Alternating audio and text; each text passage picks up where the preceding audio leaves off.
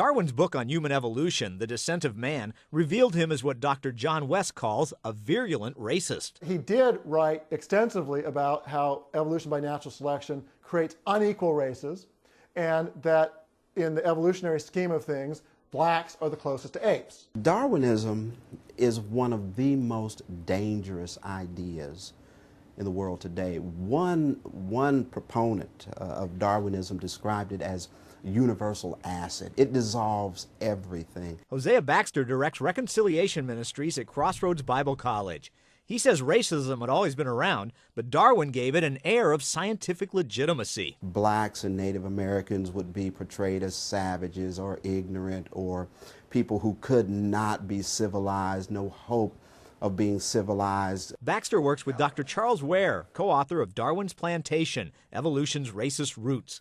Ware and co-author Ken Ham wrote, on the last page of his book, The Descent of Man, Charles Darwin expressed the opinion that he would rather be descended from a monkey than from a savage.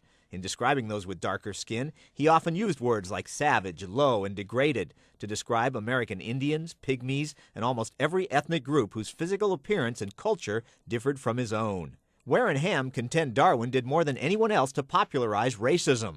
Another quote, one professor in the 1880s wrote, I consider the Negro to be a lower species of man and cannot make up my mind to look upon him as a man and a brother, for the gorilla would then also have to be admitted into the family. Since blacks were somewhere in the evolutionary scale between apes and men, they did not have souls. And since they didn't have souls, some argued we don't even have to preach the gospel to them. Slavery and segregation kept the races apart, but maybe even more dangerous was how Darwin's theories led to active eugenics, the idea of trying to breed a better human being. Baxter says eugenicists were asking, how do we stop the breeding of these inferior races? It led to the forced sterilization of 70,000 Americans, many of them blacks. And then along came Margaret Sanger, founder of what would become Planned Parenthood. Margaret Sanger was very Darwinian and very much inspired by this overall idea that we're counteracting the law of natural selection by allowing people she considered less fit, whether it be because they were poor immigrants or people of other races. Part of the impetus behind abortion was to annihilate the black race. There were also many laws to keep blacks from marrying whites. Baxter says lawmakers were made afraid by arguments in books like 1907's Race Mongrels. If we don't create this separation of the race, we're going to create this mongrel race, this race of, say, retards. But Ware, the father of 4 interracial children, says that fear was ridiculous. People used to, interracial marriage was horrible, it's going to destroy racial groups and all that. Hasn't destroyed anything. We're still human beings. Ware has dedicated his life and his ministry to undoing the damage of racism. Bringing red, yellow, black, and white together based on biblical principle. Here in Indianapolis, Indiana, Dr. Ware heads up Crossroads Bible, a small college, but one with big ideas about racial reconciliation. It starts with showing what the Bible says about race, a direct contradiction of Darwinism. There's only one race, and the Bible clearly spells that out. From one man he made every nation of men.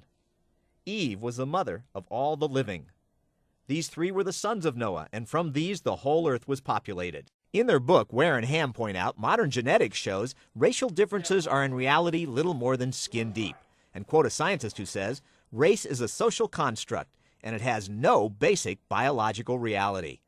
Crossroads Bible College pushes its students to push hard across race barriers. Get over the fear of failure. Get over the fear of rejection.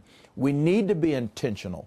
We need to find people, meet people, talk to people. But reconciliation then becomes that vehicle by which the world can look into the church and see evidence that God has sent the Son.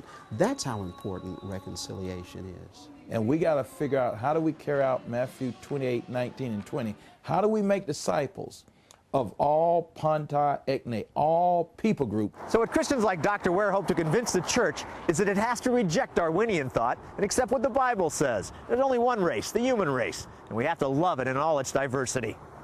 Paul Strand, CBN News, reporting from Crossroads Bible College, Indiana.